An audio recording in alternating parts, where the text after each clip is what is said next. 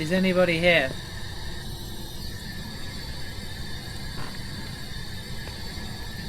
Is anybody here? Yep, okay, someone is down there. Phasmaphobia is a multiplayer horror experience where you and your friends become paranormal investigators and identify ghosts in a series of haunted locations. This is version 0.8 of the game, and it's available on Steam.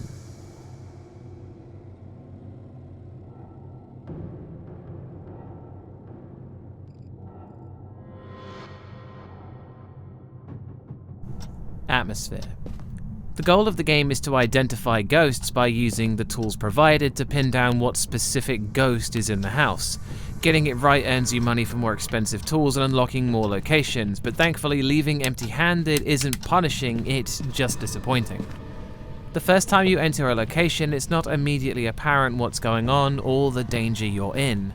The early levels are dark, but they just seem like average houses. You can turn the lights on and treat it like a normal home, but this doesn't last. There's a mild sense of foreboding the very first time, but after encountering the ghost, the atmosphere changes immediately.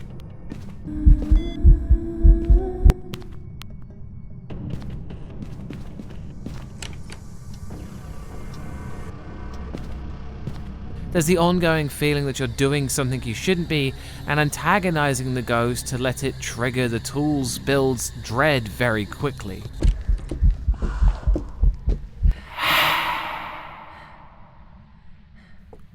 The environments you enter use a very low rumble to instill the feeling that there's a presence in the building.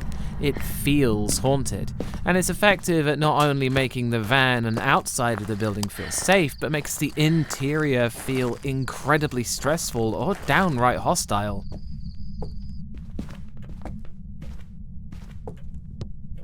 There were plenty of times where the idea of going back into the location was so unnerving that it was difficult to find the courage to re-enter.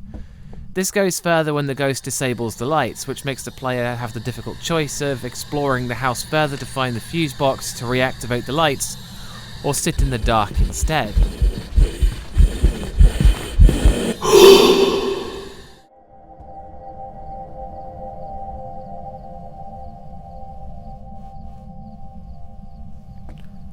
The game's level of immersion can rise and fall with the way certain things are presented, with seams in the development sometimes being visible. But the realism of the way the ghosts are presented is never in question. It feels real, and the multiplayer elements I find usually make games like this feel less impactful because it lacks atmosphere with other people around you. But whether you're playing this alone or with friends, the game's use of atmosphere makes it so that there's a sense that all of you are at the mercy of the ghost. That's one Harry Mason.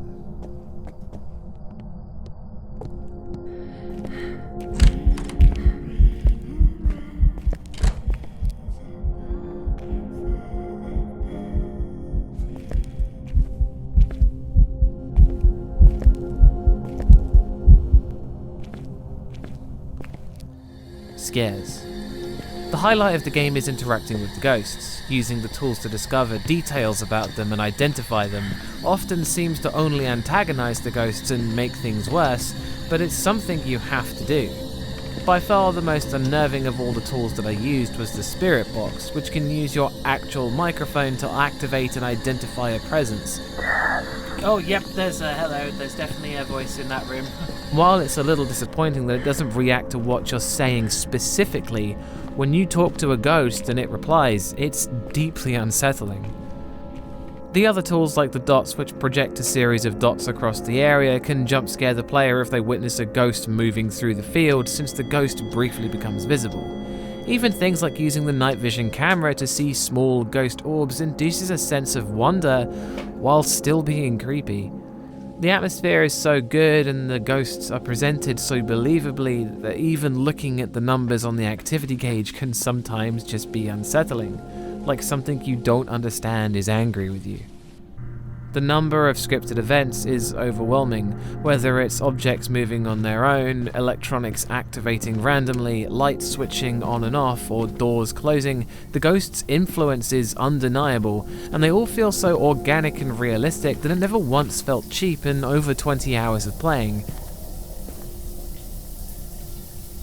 The game has chase sequences called hunts where the ghost can murder the player if it catches them, which makes every single time the ghost reveals itself to the player to be inherently terrifying because it's unclear if the ghost is trying to kill you or just scare you.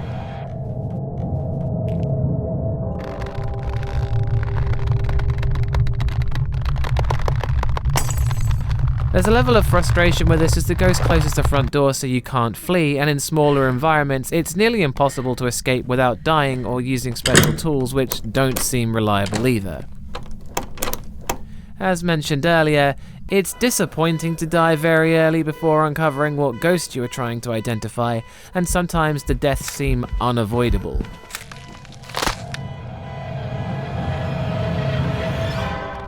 The game obviously has a great deal of jump scares, but none of them ever felt cheap. The ghosts are presented in such an organic and realistic way that you can enter the same house and encounter the same type of ghost over and over and still not know what to expect.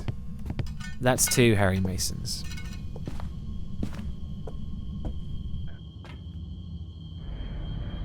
Sound design. The game's soundtrack only really consists of the dark ambient music played very low in the mix, which creates a sense of dread. It's effective, but there's nothing much to say about it. The sound effects are very realistic for items being thrown about. The directional audio makes doors opening and things impacting the floor being very easy to pinpoint by sound alone. The ghost sound effects are really impressive, with the sounds of humming and singing filling your ears when the ghost interacts with you, as well as the more in-your-face scenarios.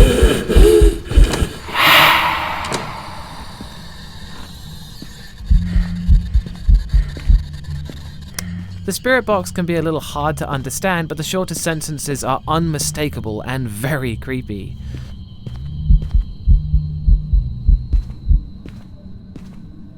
Things like the parabolic microphone are unnerving, even if the sound effect is a little generic. It's more about finding something than what it is that you hear.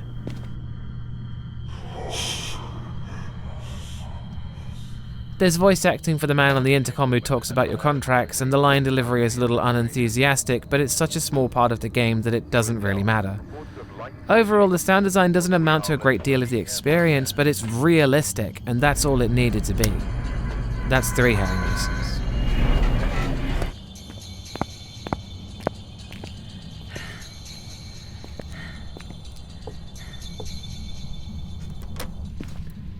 Gore.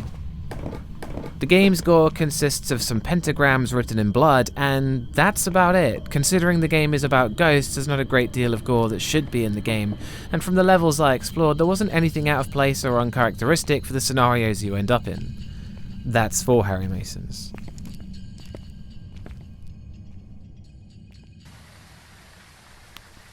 Story. Phasmaphobia, being a multiplayer experience, doesn't have much of a story besides seemingly randomly assigned backstory to the locations that the intercom guy talks about as you gear up. Whilst not necessarily part of the story, the journal has a lot of interesting things about the ghosts themselves, and there's still stuff to read in there. Generally, the game is completely fine without having a story, but it would have been nice to have a potentially overarching story to the ghost hunting, or even some world building of some variety. But as the game stands, it lacks a story of any kind, making the final score 4 out of 5 Harry Masons. Phasmaphobia is quite surprising as the only multiplayer experience I've had so far that delivered on the horror instead of using horror themes on top of a traditional multiplayer game. Its unique mechanics make simple things like accomplishing your goals feel incredibly difficult, and its presentation of ghosts is done very well. The game is apparently heading for its next update of 2.0, and it looks like it'll be interesting to try it out again to see what's changed.